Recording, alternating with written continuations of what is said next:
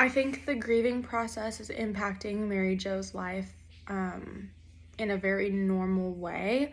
I'm not super concerned because obviously she lost a partner that she had for 47 years, which is a super long time. So 6 months to me doesn't sound like too long to experience the grieving process. I know it affects everybody differently, and not every person is gonna grieve in the same amount of time as somebody else. So I'm not terribly concerned that it's been 6 months and she's still like feeling this way.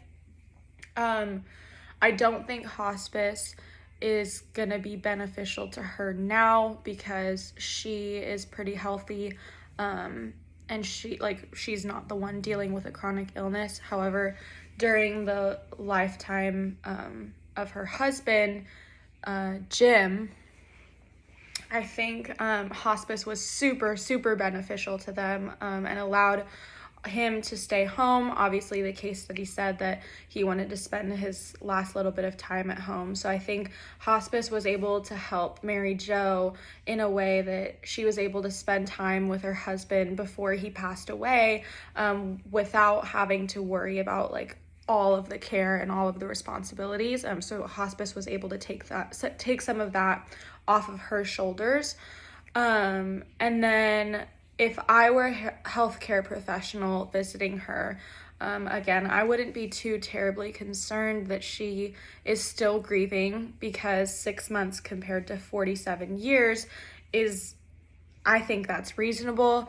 However, I would encourage her to take up some of her hobbies again and really like let the community that's trying to reach her in, and because prior to her husband's death, she was really involved with church and friends and family. So I would encourage her to start like allowing that community back into her life, because I think it would be healthy for her to start trying to live life like normal again.